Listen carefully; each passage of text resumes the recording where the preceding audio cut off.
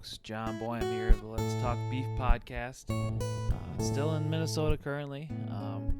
Just spending time with family and friends doing that, but also doing some more work and just continuing to plug along and looking forward to getting back out on the road here in a few weeks and start doing some more new podcasts. But in the meantime, we're just going to keep rolling with the ones that we got, and we'll just keep putting that podcast out. But this week, the podcast is a little bit older one. It was one that I recorded back in July when I was down in Georgia there, but this was actually in Pennsylvania with a friend of mine hooked me up with this George Lake of Thistle Creek Farms in, I believe it was Tyrone, Pennsylvania, if I remember right.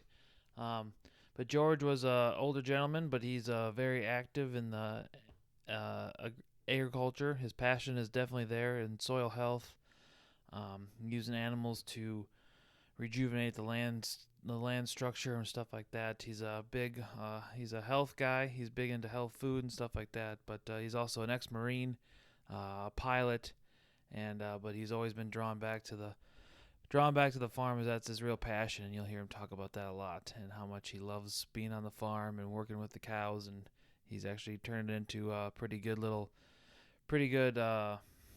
business there of selling beef directly to restaurants and consumers and stuff like that. So he's a very interesting guy. He was a lot of fun to talk to. Was a lot of stuff to learn from him. Wish I could have spent more time there. I was only there for a few hours, but that's just the way things go. But George is I think you'll really enjoy this one. It's on the theme of the couple other ones, kind of like the White Oak Pastures with Will Harris there, kind of like that, but a little different style, a little different way of doing things, just like every farm is a little different. So but this is George's take on stuff like that. So but before we get to the podcast here, I got to thank my sponsor Dave Casper of Casper Enterprises. If you got any organic or all natural needs, give Dave a call, 507-458-7659. He'll be able to help you plan for next year. If you had problems this past year, he'll definitely be able to help you get a plan set up for this next year so you don't have those problems. So give Dave a call, and he'll help you out. Tell him that you heard about him from the Let's Talk Beef podcast, and he'll be more than tickled to hear that. So, but without further ado, here's my podcast with George Lake of Tyrone, Pennsylvania. The audio quality is a little sketchy at some points. It was still early in my recording career, so I'm still learning a lot of stuff there, but I did the best I could, edited a bunch of stuff out to try to make it as well as I could. So there's some people talking in the background and a couple other little things, but you'll see what I mean. But it's not too bad. So, but thanks again for listening, and do enjoy. Thanks. Who is George Lake, and what is Thistle Creek Farms? Well, I grew up farming on a dairy farm, a hardscrabble farm, and the farm we just toured was very hardscrabble, and I showed you the difference in the soils. And then I left for years with the Marine Corps, and then ended up with, as an airline captain, farming and flying.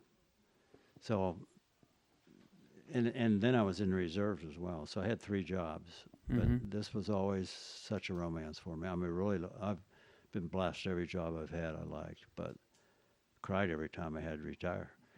But I don't plan to retire again because it's just a romance for me. I'm 72, but I have no real reason to do this other than it's a romance, and I get to help people that are trying to get started, trying to produce their own small, sustainable type of farm. And if it's not profitable, it's not really sustainable. So a lot of the reason I speak is to try and help people figure out how to be profitable and market themselves. I'm not a marketer. I never wanted to be. I just want to go out in the morning and work with cattle and sheep and dogs. But I've had to become a marketer because the USDA changed the rules for grass-fed so much that if you don't present yourself, like where's your food coming from, you need to start doing that, because Cargill will say this is grass-fed when it's not really even grass finished. It's just worn out cows put on grass for a very short period of time. So small farms in particular, which is the backbone of agriculture to me, really need to learn to sell themselves and have a quality product. Build it and they will come. If you have a good product, they keep coming back. We have more than 100% return customers because people talk about it. So our business, we never wanted to do direct, but we sell about 40 animals a year direct. And that's going to go up because now we're trying to push that a little bit because of what the USDA did. And it could end up being a blessing for us that they did what they did because there's definitely more profit in selling retail than there is in selling wholesale. Mm-hmm. But I've never pursued it until the USDA started changing things. What did they change?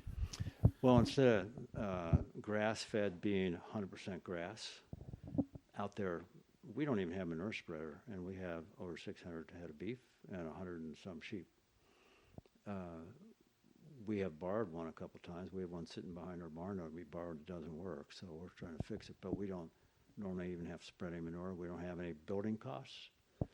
When I speak, there's one guy from the NRCS. He says, George, tell him how much of that cost is for building. He's so funny about it. Or he'll say, and that includes his housing, because we don't have that expense. But in wet winters like the last few, it makes it more difficult. We like that one picture you saw, we like it cold, snowy, frozen ground at least, and our animals stay shiny, black, and healthy. We have almost no issues in the wintertime when it's dry and cold. When it's wet and it's raining at 30 degrees, 35 degrees, then you have a more difficult situation. But even that is, we don't have much of a problem. Confined animals will have more respiratory problems. I was working in 96, I guess it was, in above the Arctic Circle. The Marine Corps, there was 16 different countries doing this major exercise. And I was talking to a Norwegian officer, because I'm always interested in agriculture wherever I go. I said, I see a lot of nice little barns, but I don't see any animals. He said, it's illegal to have them outside in the wintertime. And he's actually a farm boy as well. He said, so we have multiple deaths because the animals have to be housed. And so they get respiratory problems and issues that we don't have to deal with outside. And all the Western universities are saying, rather than putting up buildings, put up, I can't think the term, like a buffer strip. And I'll show you. A windbreak of some sort? Windbreak, yeah. Put up windbreaks and they'll do better, and they do. Yep. And I'm out every day with them on a four-wheeler, so I know exactly what they're going through. And I've gotten down in behind the shelter belts, I call them shelter belts, where they're just using a little bit of a hill. I was minus 40 degrees, minus 37 degrees wind chill factor. And I went out on my four-wheeler all hunched up and everything to get to where the cows were, and they were down out of the wind. I mean, the wind chill factor was a lot. It was minus 20, but the wind chill brought it down that much more. But where they were, it was quite comfortable. I was amazed at how comfortable it was when they get bunched up. You said your great-grandfather started this My farm? grandfather. Your grandfather. So how did he end up here and all that? He had a farm out in Washington County. He grew up in a farm out in Washington County, Pittsburgh, and they had coal mines underneath the farm. And so they could, they had water at the barn, and they had a little stream on the farm where they could run cattle to. They didn't have to bring everything back just to get water at the barn. But the stream disappeared into the coal mines because they had gotten too close to the surface. The stream went into the coal mine. They were always having issues with water because of the mines. So he bought this farm actually under 18 inches of snow because of all this water that's around. I didn't take you around to show you the water. We have gorgeous, exceptional value water. If you look right out the window here, you'll see. Yep, I saw it and I was looking at it. Did you? Yeah. In the streams, just beautiful water on this farm. And so when I was just 16 years old, I didn't fish, but I didn't like the way cattle broke down the streams. So I fenced it off with whatever I could find, old stuff, after the evening work was done. So it'd be on the average night, sometime after 6:30. Put up this ugly fence, and my dad wasn't happy about it because it changed the cattle movement. but I didn't want him to. So he wasn't happy about me doing that. But so 60 years ago, nearly, this farm had fenced off streams. The problem is you got this mass of growth over it, and after a while you couldn't even hear it. So you had this beautiful thing on your stream. You couldn't fish it. You couldn't do anything with it.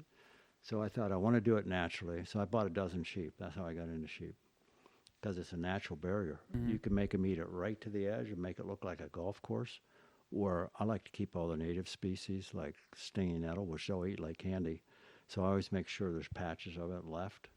So I don't push them that hard. But if I want it to look like a golf course, I can just do it. We've done it a couple places this year, trying to get rid of barberry. Mm-hmm. You push them hard enough, they'll eat the barberry leaves, and then we move them on to something new. And everything's always on the move, so we don't have to worry about parasites. Mm-hmm. Well, your grandfather bought this place, and you said he had 6 sons. He had 6 boys. Yeah. 6 boys, and then you said half of them farmed and half of them were dentists. Yeah.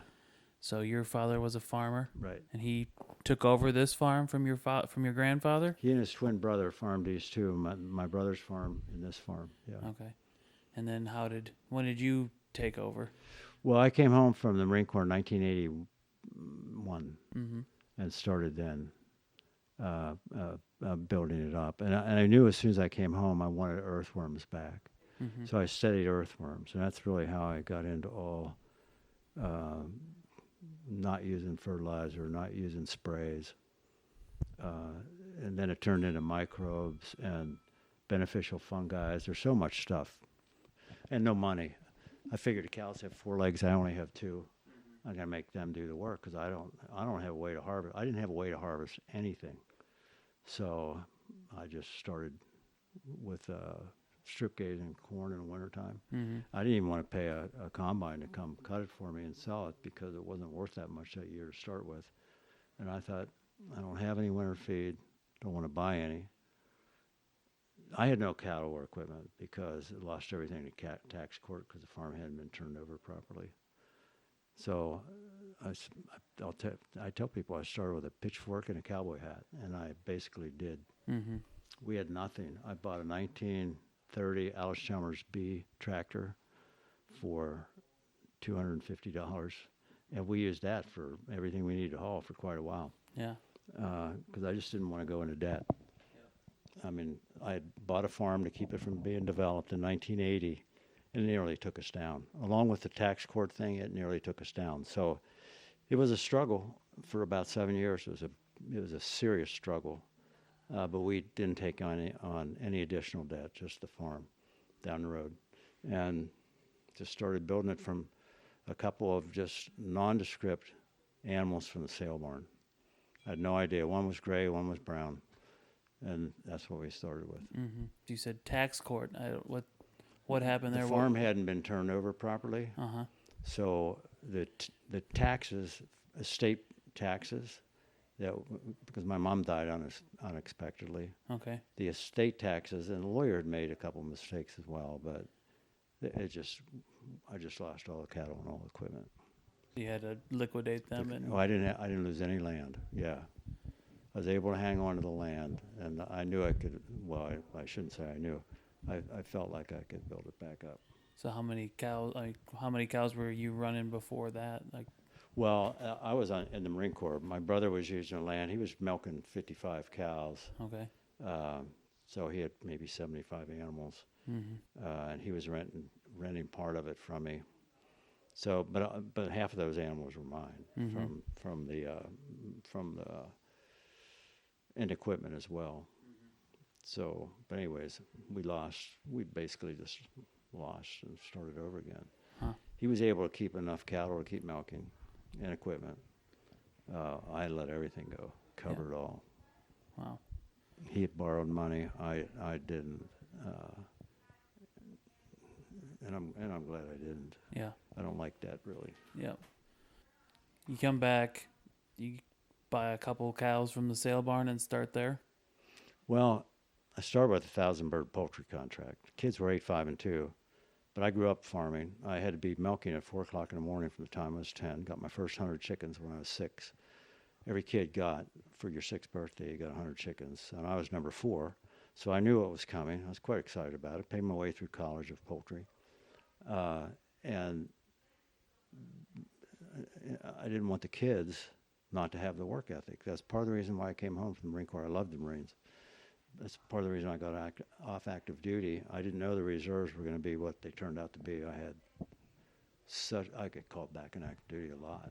I just had a great time in the reserves, but flew great fighters. But I didn't. Christy was from town. She was teaching school when we came home, and when I told her I had 1,000 bird poultry contacts, she says, "Have you never heard of child labor laws? You can't make kids work like you did." I said, "Didn't hurt me any, and they're not coming home from school and sitting in front of a TV." Mm-hmm. So about 6 months later, she did a lot of counseling with parents.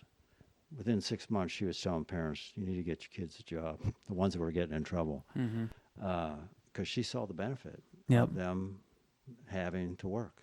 Yeah. Started off with 1,000 chickens and filled that contract. Yeah, I did that contract for 3 years and then started with a couple of just nondescript cows. I had little heifers, no idea what they were. Yep. They're just mixed. Then you start, from those few heifers, you just started building the herd slowly. Soil rejuvenation, where did that spark? Well, it started with me wanting to get the earthworms back. I didn't know anything about microbes then. I didn't know anything about grasses. I didn't realize that all the local grasses are endophyte infected. I couldn't understand why such pretty grass was being neglected by the cattle. They'd be up in the shade, not grazing. And there wasn't anything to read then. I did read about grasses eventually, but I started improving the genetics right away, thinking that was the answer. And then when I started improving the grasses, the two really came together well, but there was no grass-fed market then. But I was getting nice animals. So for a while, I was finishing them on shelled corn, thinking I needed to do that. And I had one pilot that used to be my first officer. He's now like one of the senior guys at United. He'd say, I want to buy pure grass. His wife's a German doctor, and they're really into health food. And I said, I can't do that. I said, I can't sell you a quarter that's all grass, and the other 3/4, what would I do with it if it didn't taste proper? He said, I'll tell you what, I'll buy the whole animal. Well, I didn't want him to have to do that. And I said, I'll tell you what, you buy a quarter, I'll just do the other 3/4. Or maybe I said a half, and I'll do the other half. And it was so good, we're like, we'll just go this route, because I always liked the healthy route. And we didn't have any way of really doing corn, even shelled corn. So but still there was no real grass-fed market. And then the grass started to become more popular. So without marketing, we went from, just a couple a year to, we've been as high as 180 a year. And that's, it has such a nice, what's the profit we call? Gross profit. Gross profit per acre really gives you a lot to operate with. Yep. Last year, not so. You were trying to figure out what was going on with your grasses and why the cows weren't eating them. Talking to scientists, or how did you start transitioning I can't there? remember how I finally found out about the New Zealand system. But in doing some research, I found out about Stockman Grass Farmer, the magazine. Okay. And I bought that, and that was the first where I could actually go read something that I was already doing, like the strip grazing of corn. The article I wrote for them was a lead-in article, probably a dozen years ago now. But it sparked actually a little bit of controversy in one way. I had a producer, not a producer, but a buyer. She was on her way up here for the first interview, and she read that article.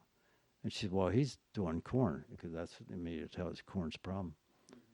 When she got here, she came anyhow.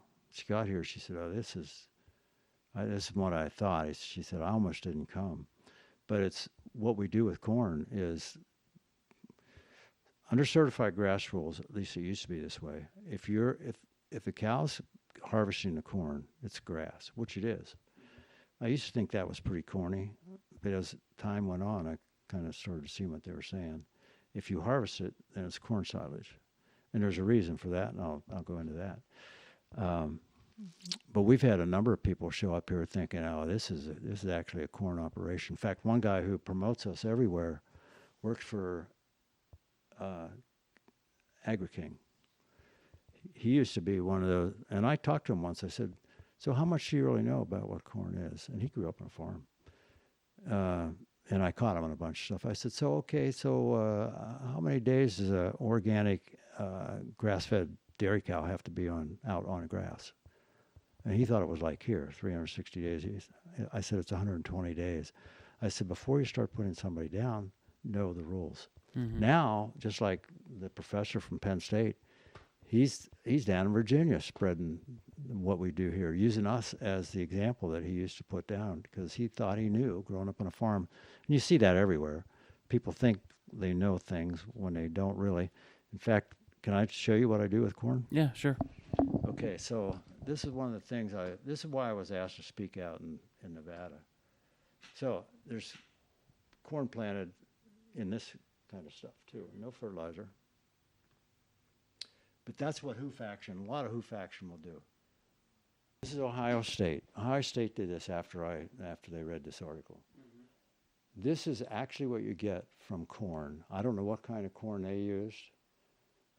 This is what we use, silage type, floury grain, high sugars in the stalk. Mm-hmm. I don't know what kind they use, but they said 10 ton of dry matter per acre. This is what they get, 60-90% efficiency. Total digestibility, 65. Crude protein, that's not too bad, especially on a mama cow. And then the other stuff, calcium and phosphorus. Okay, so this is what it costs us. Fertilizer, corn starter, which I now no longer have, but when I put this together, it was $17 an acre, so I could take that $17 out. Our seed costs $82 a bag. Mm-hmm. So I think we do a bag an acre, 30,000. I don't know what that comes out to. Custom plant, $24 an acre. I put herbicide in there because we spray off to put the corn in. So about every 7 years, a little bit more often now because of cover crops, we would use a herbicide. Mm-hmm. And I've asked several different soil scientists that speak when I speak. Like when I do it for the NRCS, they always have a soil scientist before me to explain what I'm going to be talking about. Yep. And animal behaviors behind me. It's kind of pretty interesting, actually. I said to her once, I said, well, we bought a disc because we're going to start disking so we don't use any herbicide. She said, everything's a disturbance, even your cow's feet. She said, you'll do more disturbance with a disc than with a burn down. So we do burn downs now. There's something new out that Helena knows I don't like Roundup or any of that stuff, really. So they have a lighter one. It doesn't have as good a kill, but I'm happy with a little bit of grass left or whatever because I just don't like sprays at all. Labor and fuel costs, I put down there as $25 an acre, and as you see shortly, that's pretty high. Cost per acre, $168 an acre. So I did this in 2015 when I did all this stuff. So I had 28 acres in corn that year, 110 cows for 170 days. Cost per acre, $168. Rented ground, because I have to pay $100 an acre, $268 an acre, 18,700 feed days on 28 acres. Cost per cow on our ground, 26 cents a day. On a rental ground, 41 cents a day. Ohio State's test plot, 45 cents a day. That's actually a pretty extremely good job they did because for me to get down to the prices I have, I had to get a good fence system. I had to have a good water system. I had to work getting it down to that. I was asked to come down and listen to the NRCS put on a demo last September down in the bottom part of Shade Gap area. And they did one thing I have never done. They figured out how much it would cost per cow. This is a seed stock producer they were working with. Mm-hmm. How much it would cost per day if you're buying $110 hay, $2.20 a cow. So when you look at that, or even that, and they used protein blocks because he's a seed stock producer and he calves in March. He was just afraid that it might not work as well as I'd said it would. So his cost was 50 cents a day. Still, a quarter of what it would cost if he was feeding them hay. Mm. So this is why when I speak about corn grazing, it goes so well. And I'll show you what it looks like. So this is a wet year. So I knock you can see where I went with the four-wheeler. I turned the field with a polywire, where I can get a long field, because I want, now there's still some calves in this one. There's one there anyhow. Usually I don't have any calves. There's one there probably. But I don't want any fighting at the bunk. Mm-hmm. And when you have a bunk that's 300 yards long, there's no fighting at the bunk. Yep. And this is a very wet year. Mm-hmm. When the NRCS first came and saw this, they're like, not this field, but early on, they were like, how's that work? You're going to lose all your topsoil. It can rain buckets and it'll run off there in sheets. And actually cloudy, but not muddy. And I'll show you why. Instead of rivering it, making riverlets, it'll just run off in a sheet. And this is the reason why. That's one day after they stomped on it. Mm-hmm. It's a fibrous mat right underneath the surface that you can't do with a machine. And this is what I do when it's real wet, because if I just open it up, they'll just go in there and they'll stomp everything into the ground while they're eating the ears. I want every cow to be, on a cold day in particular, have 5 or 6 ears, cob and everything. And I'm making them pull it to them. You can see these two are down. It's because it's a hot wire. They have to reach under on wet weather and get everything. This is not from manure. That's from getting down on our knees. Mm-hmm. And then we end up with this kind of stuff. Yep. But this is what we like in the wintertime. I wish I could make this big. You can see the corn behind. Yep. February 15th, 2015, or Valentine's Day, February 14th or 15th, 2015. That cow's number 34. She was 19 years old. This was her. She came up open a year later. But look at her body score. February 15th or 14th, the winter's almost over. No supplementation of any sort other than real good minerals. We do a lot of organic minerals. Mm-hmm. I just don't like the chemical makeup stuff. Yep. But even though it's very expensive, like $1 a pound, they're pushing all those minerals, 98% of it, right back on the ground. So it's kind of our fertilizer. And this picture you saw, that's the dogs holding them back while I'm moving them. That's just another picture. I'll show you this. There's one calf in this group because it was injured. It got polywire wrapped around and tore all the ligaments, so I left it with its mom. See how they're tossing the ears back? I want them to put them back in their molars. They eat the cob and everything. If you see them skimming it off on the ground, you're feeding them too much. There's the one calf in the whole group. Those are my dogs. See, that one's got the stalk and everything. They'll eat the ears first, but they'll eat all the leaves. So basically, they're getting very little grain to start with. When I spoke down in Baton Rouge, a professor that was involved with a feedlot to the Midwest showed all the stuff that's put in feedlot beef. Some of the stuff I've never even heard of, like rumomycin. They call them growth promoters, but they're still like steroids. There's all kinds of stuff that goes into it. We have none of that. Mm-hmm.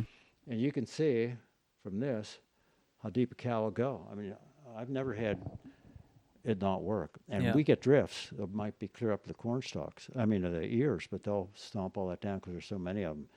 Now, I've had people all the way from the snow belts, from Erie and Buffalo and places like that. Yep. And I tell them I don't think it would work because their snow... It's too much. Oh, it's like 7 or 8 feet high half the time. There's no... I don't even know how you find the field, let alone the corn stalk. Mm-hmm. So I tell those guys, anywhere else that you can grow corn, it'll work. Now this is a stockpile field. Just 1 second. When you doing the corn, how far do you move the fence each time? I try and shape my field with the polywire so that I'm only running 2 strips down. Okay, so you're moving the 2 rows a day. Yeah. Well, they get moved twice in wet weather. We could do once every couple of days if we wanted to, but... So you're moving 4 rows a day, two at a 2, morning and night or whatever it is. 2, right. 2 widths of a 4-wheeler twice a day, basically, for 110 cows. We like snow and frozen ground. You can see how green that is. It was just starting to snow. It had snowed 10 inches by the time this snow was done. And they grazed it all right down the level I wanted them to. we do a lot of cover crops. We were the first ones in the area to do that. This is a burdock. That's in that book too. I took it. She and I were in this field just the day before. You can tell the coloration's not very good. And early by moving cattle. So it was like 10 o'clock. Timothy was, I think, 4.5 bricks. She had a bricks meter and a garlic press. Mm-hmm. And the fescues were only like 3.5. But the sun wasn't really turning sugars yet. And I said, I'd really like to know why cattle, it's beautiful grass when we put them in there, why do they go first to the burdocks? Yep. And I said, I think it's because they need fiber that time of the year. So we got some burdock leaves, and we pressed to get a drop. And I said, I told you, it's the fiber. We got a drop, put it on the bricks meter, 14.5% sugars. We're like, whoa. She said, I know a weed professor. I'm telling them about this. She had no idea either. Mm-hmm.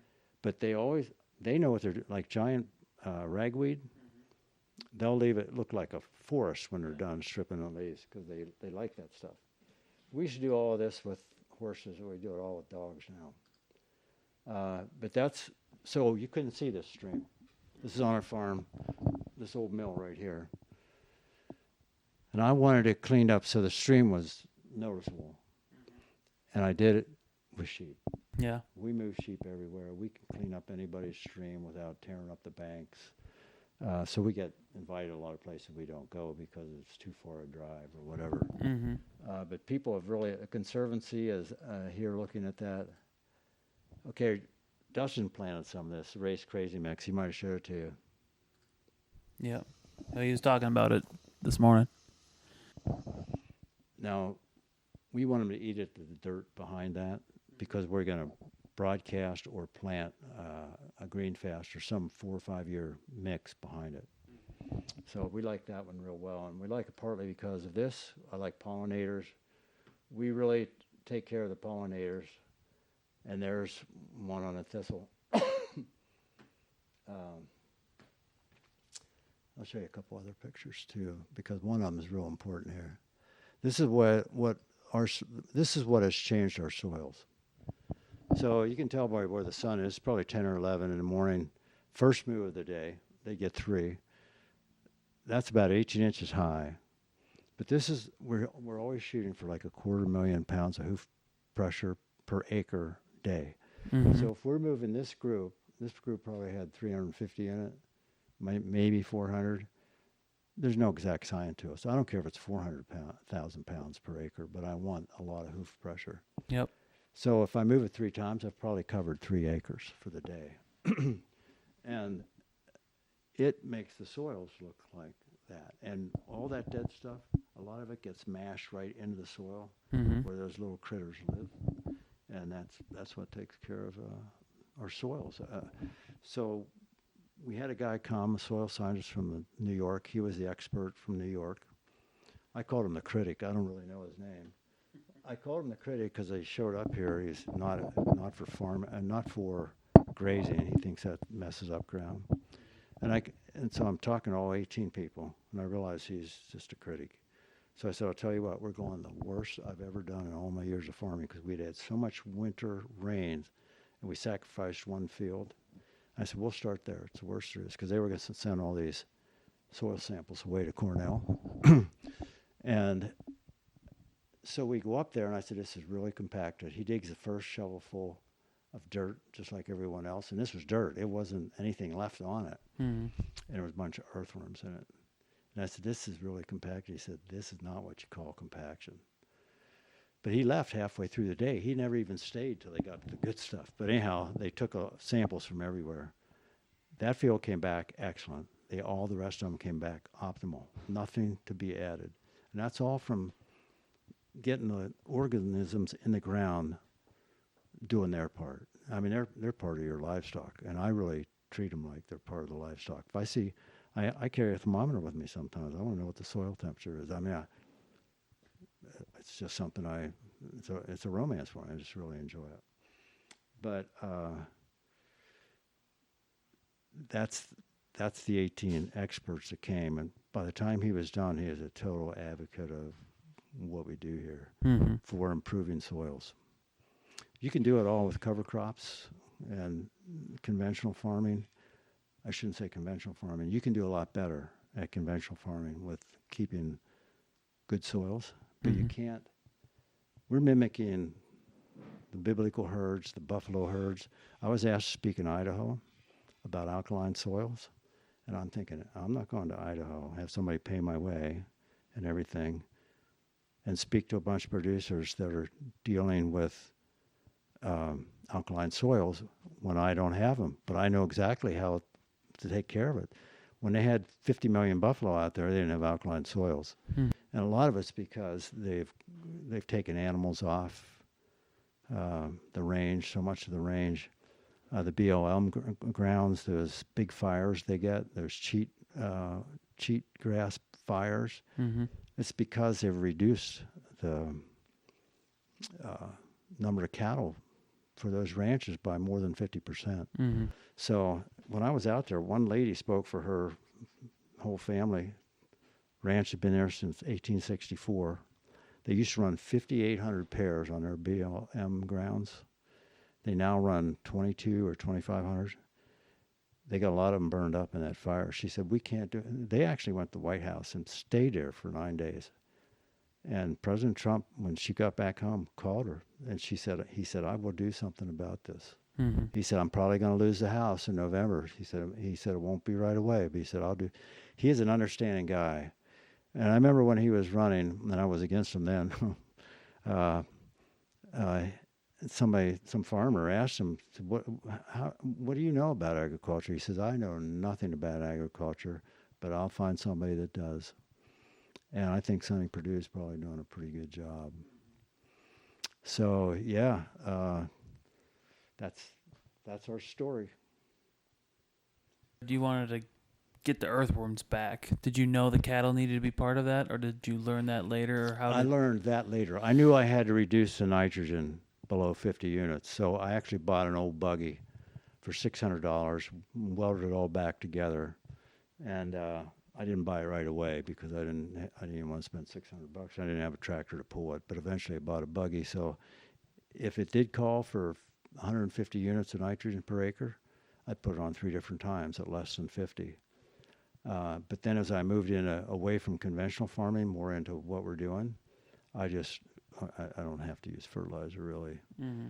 And we do sometimes put a little bit of urea type nitrogen on in the spring, early, like March, just to get it. I don't know if it's worth that. I kind of don't think it does, but I got talked into that for 2 years ago. I don't know if there was any benefit or not, but we're basically mimicking the buffalo herds. In the Lewis and Clark Journal, it says they waited 3 days for a buffalo herd to pass. I'd like to see the ground after that. I can't imagine what it looked like, but it heals. It is a disturbance, but it's a good disturbance because they're pushing organic matter down there. And the same way with water retention. If you have organic matter, and you can't have alkaline soils as you push that organic matter down in. I didn't do that one. I was asked maybe go to the Ukraine too and speak, which I would do, but I haven't been. So how did you start figuring out the microbial and the fungi and all that stuff? That stuff I was able to read about. Before that, I had to do research just on the earthworms. And as soon as I found out that microbes, the synergy between microbes in the root system, I started studying microbes as well. And then there's fungi that are actually quite beneficial. So we've never used a fungicide or an insecticide on the farm since I've come home, and we never will. And we rent ground, and I treat that ground like it's our own, even though I don't have cattle. Like the 180 acres we rent, our son who farms with, he wanted to dump a lot of fertilizer on it because it had no cattle on it. It has no fence, no water, so I couldn't run the cattle over there. And I drive them whatever distance I need to, through the woods or whatever.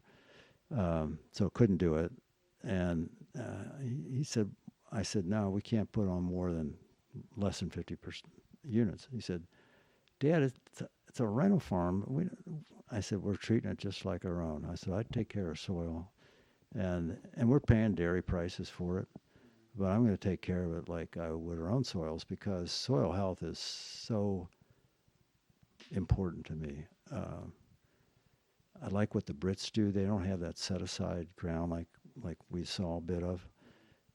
We took a farm out of that because the guy's time ran out, and it was confusion, and there was missing things in the soil test. I should have burned it, but he didn't want me to burn it. 180 acres, hadn't been mowed in 10 years, just confusion. The Brits will, on their islands, when they want wildlife and stuff like that, they'll swim cattle to those islands. They'll haul sheep on boats to these islands, put them on there for the summer because they get a lot of they realize what you can do with an animal's foot a lot more than we do, and they get these wildflowers back. It's interesting, and if you're thinking of doing podcasts, one of the things you could look at is Adam's Country File. Okay.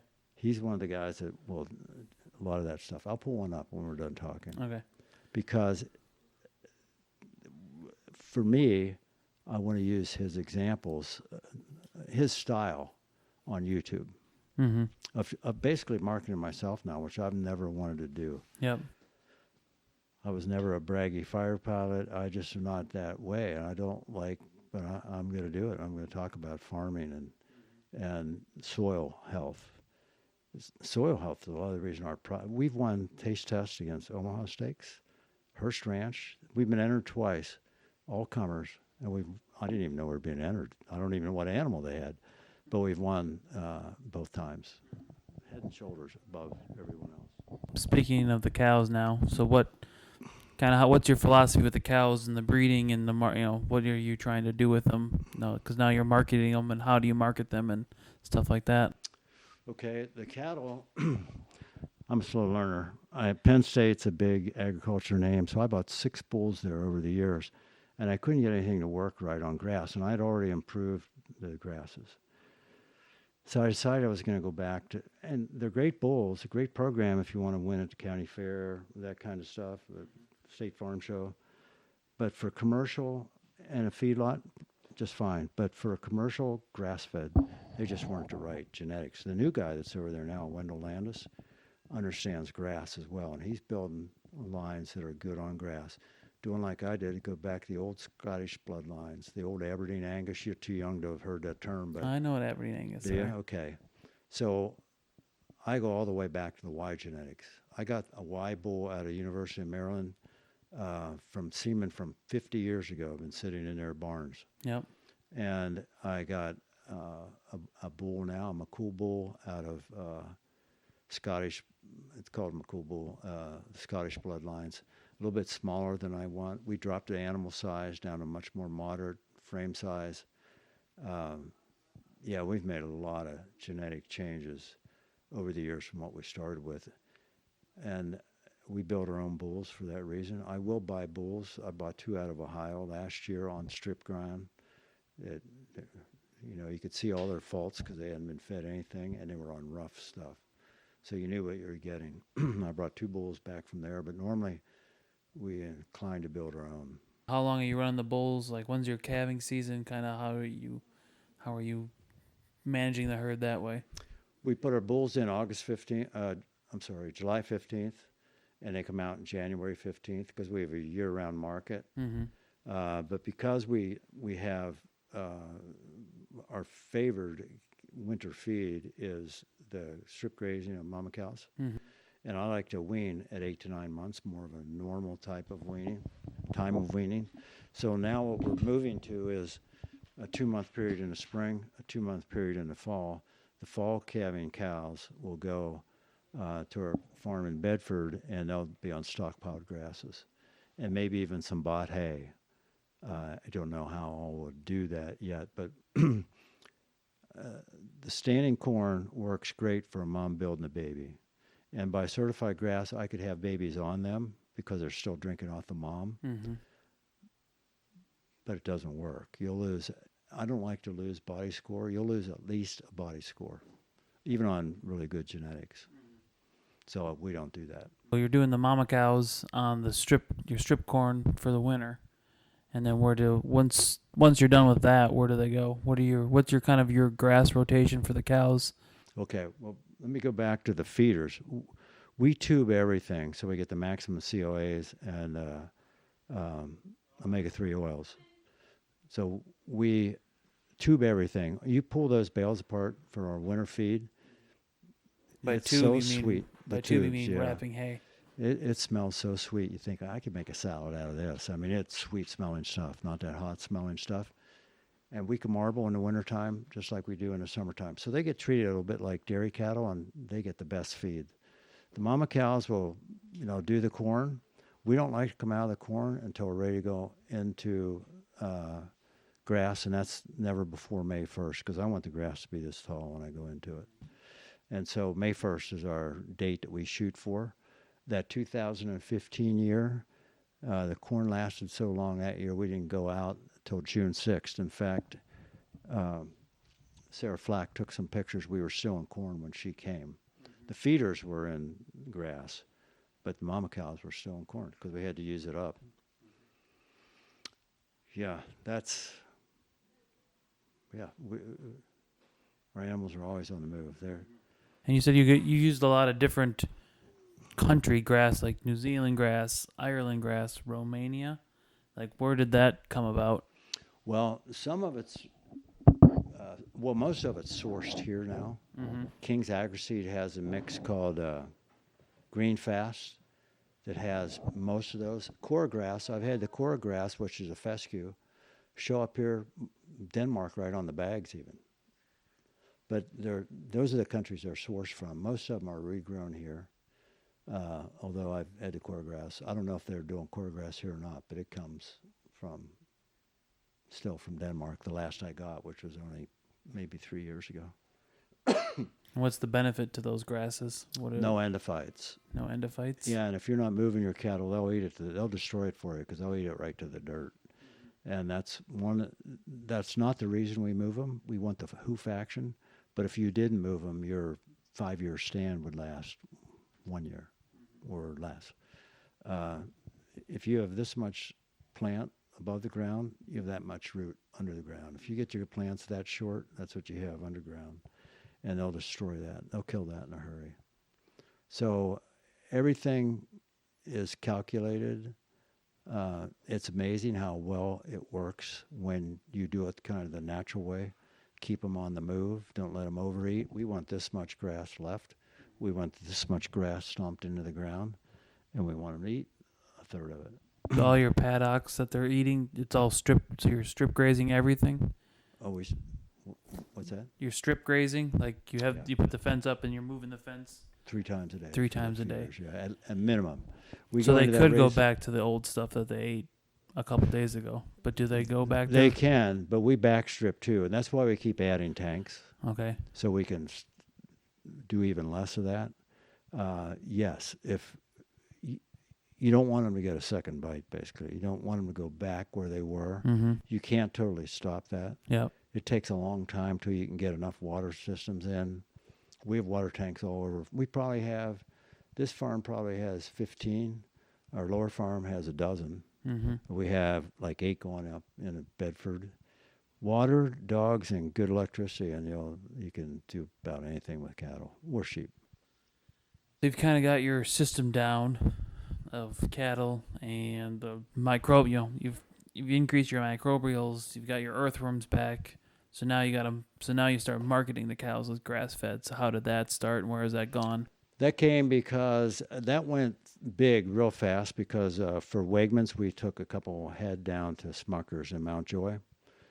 And they know grass-fed, and they could see right away there was a difference. So when people called for grass-fed, they would give them our name. Our meat goes mostly into New York City, Manhattan, Brooklyn, Princeton, New Jersey, all the way down to West Palm Beach. And we have some people who want us to ship it, but I don't know if we'll try and figure that out or not.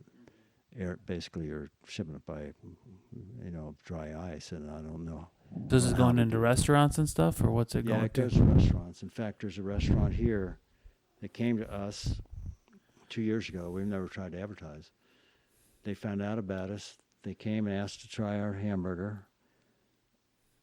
They were doing 15 pounds a week. It's called a Knickerbocker now, too.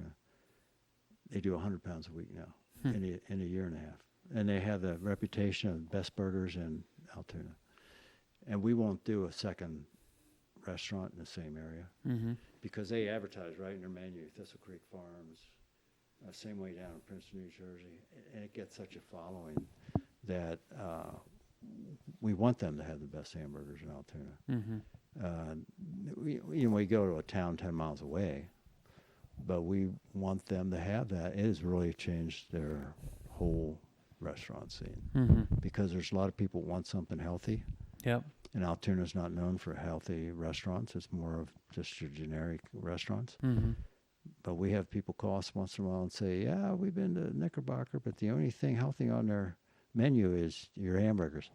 And I don't like to eat out for that reason. When I was doing Europe, I didn't care because they don't do GMOs and Roundup Ready. So I'd eat wherever. But here I'm kind of selective, but we'll go out a couple times a month to Knickerbocker because I know I can order something that I don't have to worry about how it was raised. So you go to restaurants to order your own beef. Yeah, I do. So you're going to start making YouTube videos and marketing yourself now too. Are you trying to increase It's going to be educational YouTube. educational? But we just went to Instagram and Facebook to start marketing ourselves, and we have a website as well. Yep. And that's just to increase sales, or what's your mission behind that? Well, my mission behind the website, I had an old one for years. Other companies were using it. Our buyers were using it to show what we did. I wasn't trying to sell from it. Mm-hmm. It did sell some, but it wasn't the philosophy for it. Mm-hmm. It is now. With the USDA changing down the rules, it now is. And YouTube is for educational purposes. Like I'm going to talk about the benefits of lightning bugs, and Mm-hmm. that'll be one of my first ones. And then I'll move in, and I have a drone that I'll use for some marketing as well. Where does Thistle Creek grow from now? What's the future hold for Thistle Creek? Well, I'm very big on agriculture being generational, Mm-hmm. being passed down as a farm that you don't have to have an off-the-farm job. Mm-hmm. And that's difficult on small farms. But this farm has enough profit margin to do that. Mm-hmm. You could eat all 3 meals at home here, which I do, without having to have other income. And part of the reason I speak is for that reason.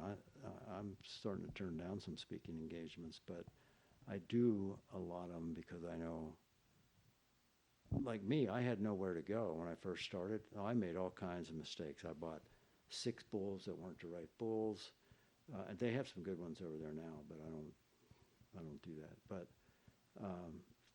there was nothing to read, so I made every mistake. Had the wrong genetics, had the wrong grasses. I didn't know that there were grasses. I didn't even know about endophytes when I came home. Mm-hmm. And a lot of that I could read about as I got farther into it. But when I first started in 1981, I knew of no publications where I could read about grass. I think Stockman Grass Farmer was out there, but I didn't know about it. So is your son in line to take over? Is that what he wants to do? Oh, he really wants to farm. He's so involved when he's home. Yeah. Yeah, he really does.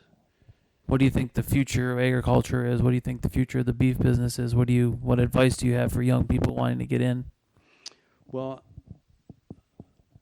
I think if you build a good product, I had this argument with a butcher shop owner who was trying to get big before he got good. And I said, you got to get good first, and then you will get big. Mm-hmm. And that's kind of what happened here. We had a product that everybody wanted, and we grew a little bit too fast because of the USDA. If it wasn't for the USDA's build down, I wouldn't be doing this. I wouldn't be doing a website. I'd still just be growing. Wegmans wanted me to do a whole bunch of animals, but I didn't because it worked so well. Who's Wegmans? Wegmans, you don't know Wegmans? I don't. Wegmans is a very high-end grocery store. Okay. And they used our beef for a while. They really liked it. It's the only place they could do frozen beef was from this farm. In fact, Rosetta Beef called me and said, how are you selling frozen beef? Because they did a lot of fresh with Wegmans. And I said, I don't know. Mm-hmm. But it worked, but it wasn't working at the other places. They were doing the same thing. But they wanted me to take over the whole system. Well, that's like 700, 800 animals a year, and someone would have to be co-producing. And I knew I wouldn't find people that would go the effort that Mm-hmm. I would, so I didn't want to go that route. And I told them that too. I don't. First of all, put all your eggs in one basket. This happened to a rancher down in Texas. There was a company, I think it was called Galloping Hooves, and they were doing real well, grass-fed beef, but they weren't bringing money in fast enough that was owed to them. And I've run into the same issue with one company. They get up to like $50,000 they owe me at one time, and it can kill you unless you have some way of covering that. So Galloping Hooves or Galloping Gourmet, whatever it was, went bankrupt. And this one rancher had only Galloping Hooves to sell to. Well, you can't put your beef back in a warehouse shelf and wait for the next buyer. Mm-hmm. Anyways, it destroyed him too. So I didn't want a 700 or 800 animal one account, because you never know when a big company like that's going to change their mind, go some other route. Yep. And I didn't want to deal with that. So we really try and keep ourselves spread out. So, and that's the other part of trying to do direct. Mm-hmm. So that we have a much broader range instead of just the resellers. Mm-hmm. And we have good resellers. I have no problem with that. But too much counts as grass-fed now. So you really have to sell yourself. You Yeah. have to tell them, when I say grass-fed, we're talking all grass all the time. Mm-hmm. Now, yeah. Do you think grass-fed beef and conventional beef can work together at some point, or is it always going to be kind of a... No, it should never be. So Dustin and Chris, you could tell them, because it was right here, the talk took place, or maybe it was in our kitchen. John Comerford is a Penn State professor, PhD in beef, Mm-hmm. but he's a feedlot guy. I Mhm. went to his short course one time, just a day, and I was taught never to be disruptive. I'm listening to him talk. You can't do grass-fed. It tastes like leather. It's all over the page. Grass is different every day. But in a break, I went to him because he had written an article in Northeast Agriculture. They had gone to some farm down the eastern part of the state. They were harvesting animals at the same age as feedlot animals, so 14 to 18 months old. Grass-fed. If you're doing grass, would never be ready at that. Somebody tells you they're doing grass and they're 15 months old, they're not doing grass. And I did catch one guy doing that. I didn't turn him in, but we were selling to the same company, and this lady was complaining.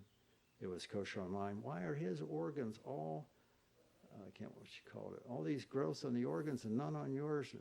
And he had already told me. He said, mine are done in 14 to 15 months. I said, what kind of genetics are that? He said, Penn State. I'm like, that didn't work for me. And nothing against Penn State. We work with them all the time. But when she told me that, I thought, that's what I thought. He's doing feedlot, putting them out on grass, or maybe feeding them on grass, but he's doing feedlot. There's another one here. I didn't rat him out at all, but I pointed out to a guy that tried to tell me it was grass-fed, grain-finished. Mm-hmm.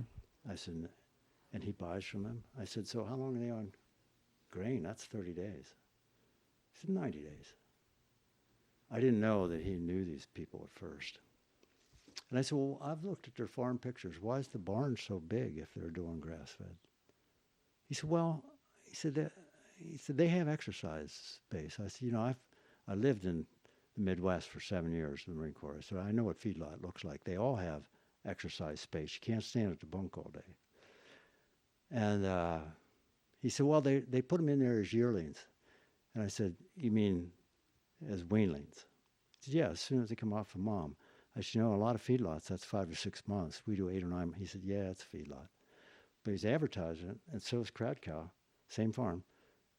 Grass-fed, meaning they were on their mom in a pasture somewhere in the Midwest or right here. Mm-hmm. And then they go to a feedlot, like any other feedlot animal, but their advertisement is grass-fed, grain-finished. To me, that's such false advertising. I won't do any of that. Yeah. So you think grass-fed and conventional need to be separated apart? Okay, yeah, I'll go back to that. So I go to Dr. Comerford between, I said, I'll tell you what, I'll invite everybody out to my farm right now. I'll get out 11-year-old, this is one of the round steak. And I said, it'll be an eating experience. I said, why didn't you do your experience right here, 20 miles away, instead of clear down the east? Well, we couldn't do it. Somebody was trying to make money. Anyways, he was using his PhD to go against grass, even though he doesn't know grass. And I said, you said grass is different every day. I can plant a grass for every day of the year, which I do, basically. And so he was really frustrated. He didn't know what to say. He sees me when I walk, because I use my cattle for ag progress days. So I walk around, I see him, he always looks the other way.